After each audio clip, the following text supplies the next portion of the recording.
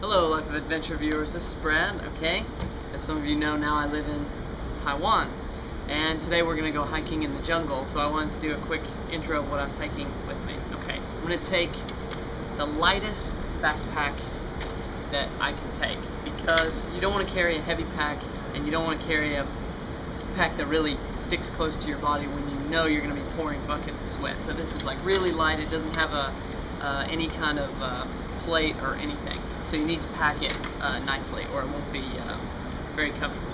Okay, so let's get right to it. First thing, water. I'm going to take 1 liter of water in a Bear Grylls canteen. I really like this canteen. Okay, why 1 liter? Obviously when you're hiking in the jungle, you need a lot of water. But this route, the most important thing to take, of course, is knowledge, right? I know exactly where I'm going. I know exactly how far it is. I've hiked this trail before, so I know that a liter of water is going to be enough. If you're not sure, just take like 2 or 3 liters because you do not want to run out of water in the jungle. That is very important. Okay, now, knife. Bear Grylls knife. I really like this knife. Ultimate knife. Knives can be very important in the jungle. You do not want to be unarmed. Almost everything in the jungle has something that can sting you or bite you or claw you or something. So, you know, the human animal should be armed as well. Okay, plus it's just useful. That I will put on my belt once we get going. Okay, now I need my essentials kit. It's always nice to have a little bag of things that would ruin your day if they malfunction. So, for example, I have extra contacts. So if one of my contacts falls out, it's not going to be the end of the world. I have chapstick because, of course, if your lips get chapped, that's pretty much all you're going to think about until you solve that problem. Some Band-Aids, contact solution, nail clippers, license, money, things like that. Alright, so we're going to put that in here. Next, a hat. I like this hat.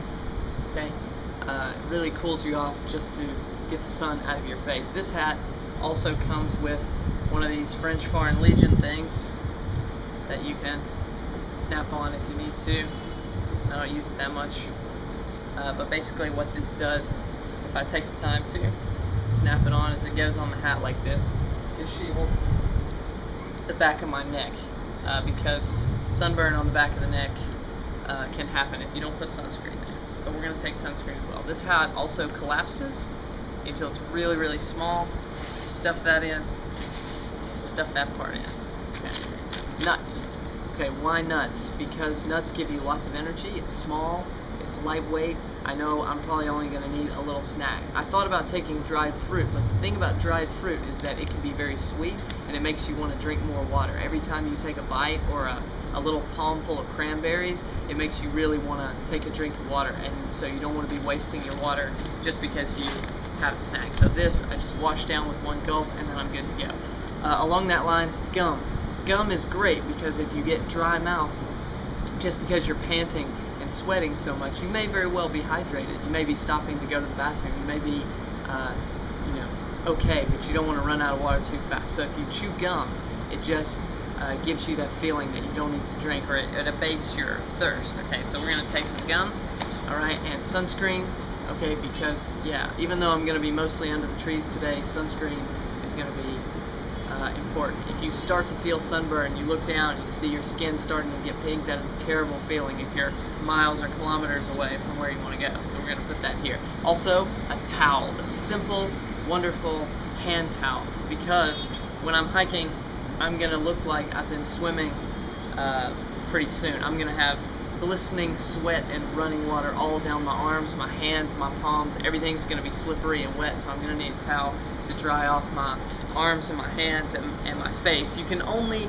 wipe your face so many times before your hands and your arms are so wet that it doesn't do any good to wipe the sweat out of the eyes. Okay, a hat is good for that too. Okay, cell phone, because I know there's going to be cell phone reception, so if there's a problem, I'm covered. And of course, surefire flashlight, because you should never ever go on an adventure without a flashlight. You never know when you're going to need one. Even if you know you're going to be gone only during the day, and you can call for help if darkness fell. What if you find a cave or a cabin or just an undercut of rock that you want to explore, or an old house or something like that? So yeah, flashlight is essential.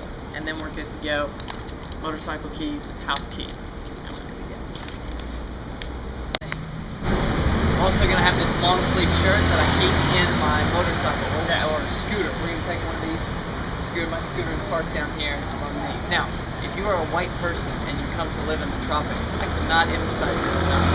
You will get sunburned faster than you ever thought possible, so you have to be prepared. So if you're going to, in many parts of the developing world or places close to the equator, scooters, motorcycles are a popular form of transportation. So if you're going to go to the hike, you better take some long sleeves, even though it's August and it's hot and you don't think about wearing long sleeves.